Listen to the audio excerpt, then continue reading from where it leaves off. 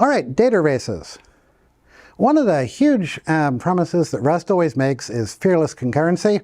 And that always sounds tremendous. I can, stare ahead, be concurrent all day long and not be afraid.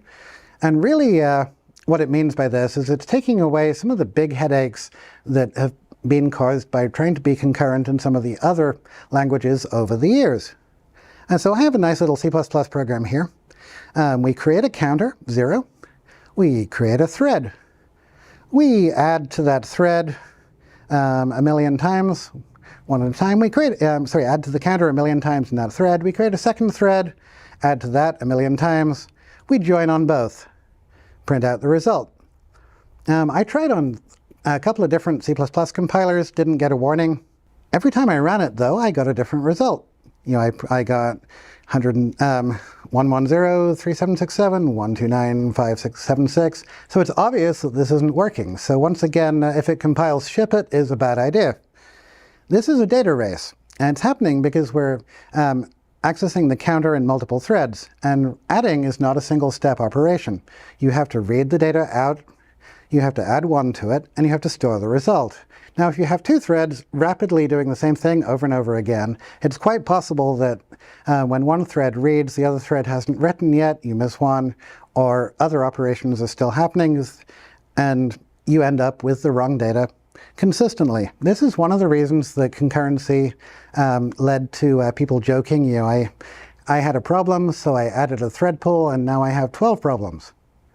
It can be the case. It's not always good. Using Go, and I added a little note there that I'm promised not to talk about weight groups because I really do find that syntax just a little strange. In the Go playground, if I make a global variable counter inside my adder function, I add a bunch of times, get the same issue. Now the good news is if you enable the data race detection flag in the compiler, it tells you you've got a problem, you're good to go. The bad news is that for some reason the playground doesn't default to that being on.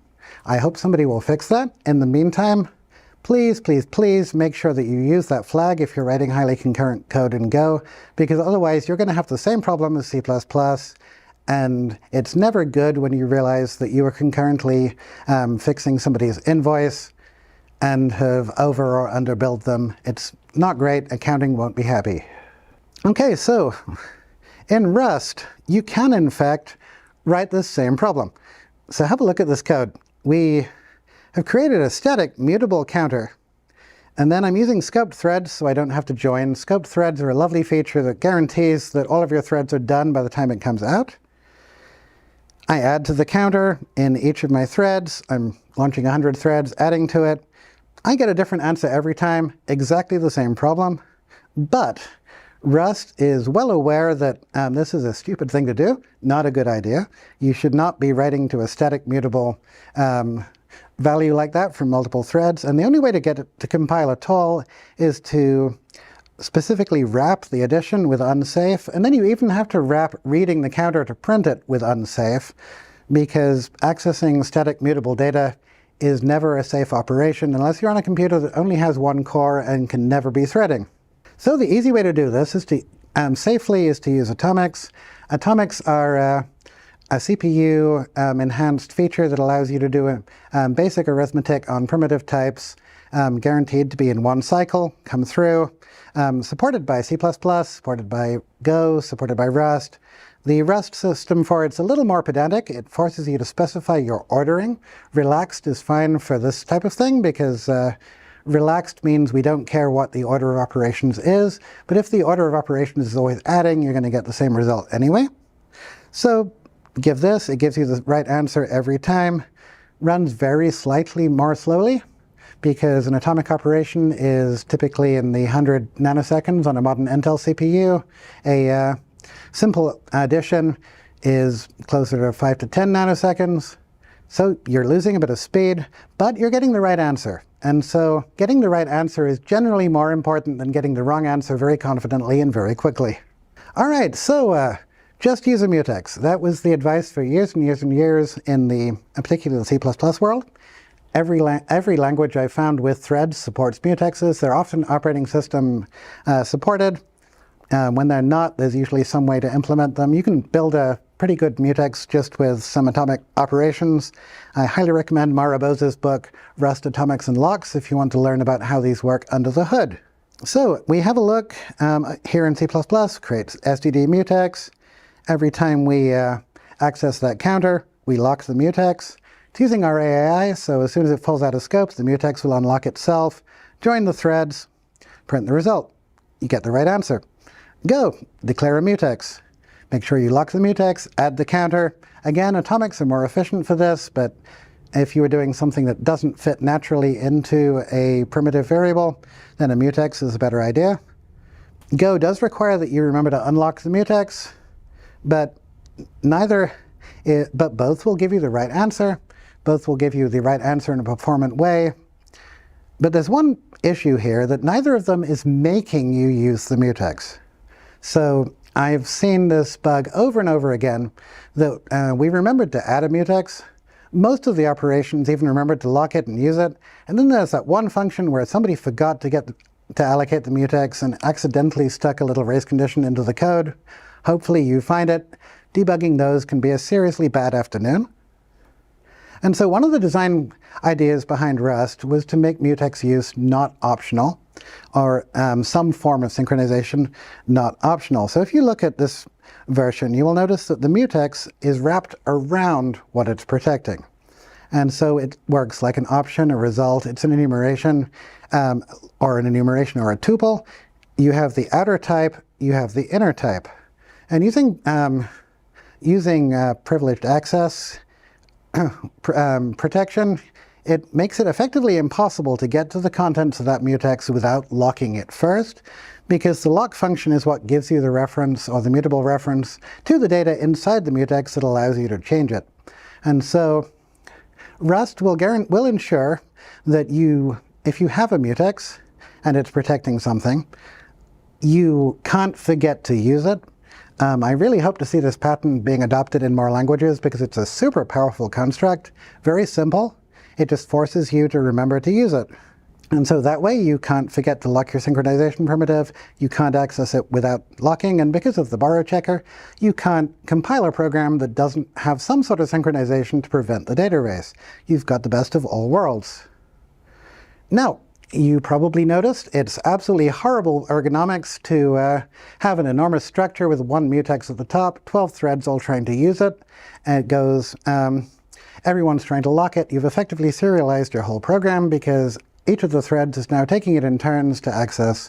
Doesn't matter that you've got 12 threads, you might as well have one thread, because everybody's accessing it in sequence. It's kind of like when you are on an 8-lane highway and then you realize that you suddenly have to take a country road for a mile. Never good. So Rust allows interior mutability. So you can have a structure, and as long as all of the fields in it are protected in some way, it can be accessed concurrently, remotely, and you can have separate locks for each of the fields. And the borrow checker is smart enough to keep track of this. So if we have our interior mutable structure with a mutex, a read-write lock, and an atomic, different threads are working on that data all at once. First, as long as the threads are accessing different parts of it all at once, and you've used an arc to allow it to be a reference counted, so it'll go away when all of the threads are done with it, and only when you've saved it. You can achieve really high performance here by limiting the lock to only the data that you're accessing, not stopping access to other parts of it. It runs really fast. Okay, so why does this work? There's what's called an auto trait called sync. And sync